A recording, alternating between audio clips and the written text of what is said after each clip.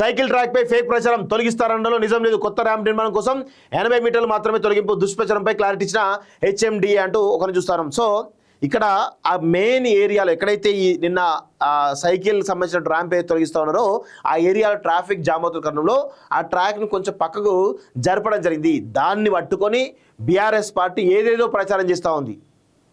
సిగ్గుండాల కొంచెం ఇష్టం వచ్చిన ప్రచారం చేయడానికైనా ఎట్లా ప్రచారం చేస్తారా? ఆడ ప్రజలకు ఇబ్బంది అవుతూ ఉంటే దాని గురించి ఎందుకు మాట్లాడరు? ప్రజలకు ఇబ్బంది అవుతా ఏం కాదు, దాని గురించి వచ్చిందా?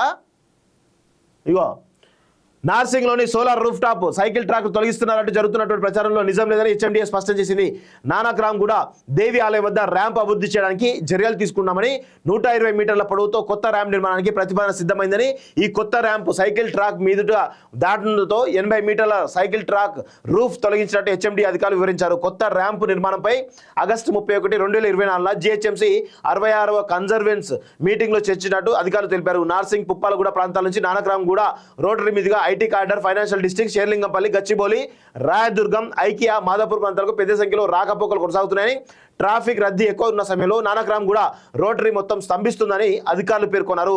గచ్చిబౌలి నుంచి నార్సింగ్, మణికొండ వైపు వెళ్లే ప్రయాణికులు ఓఆర్ఆర్ సర్వీస్ రోడ్డు మీద వెళ్తున్నారని, ఈ కారణంగా నానక్రామ్ కూడా రోటరీలో కాజాగూడ వైపు భారీ ట్రాఫిక్ జామ్ కు కారణం అవుతుందని పరిస్థితిని అధికారులు వివరించారు. నానక్రామ్ కూడా రోటరీ వద్ద దిగకుండా నార్సింగ్ సర్వీస్ రోడ్ వైపు వెళ్ళడానికి నానక్రామ్ కూడా టోల్ ప్లాజా ముందు కొత్త డౌన్ ర్యాంప్ అభివృద్ధి చేయాలని ప్రతిపాదించడం జరిగిందని అధికారులు వివరించారు.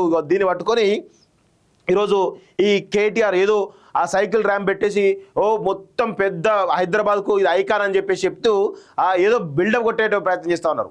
ట్రాఫిక్ ఇబ్బంది అవుతూ ఉంటే ఏదైనా చేస్తారండి.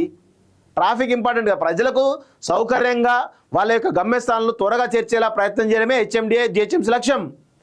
ఈరోజు దాన్ని పట్టుకొని ఏదేదో సోషల్ మీడియా విపరీతమైన ప్రచారం చేస్తున్నారు ఈ బీఆర్ఎస్ సంబంధించినటువంటి కల్వకుంట్ల కాలకేయులు.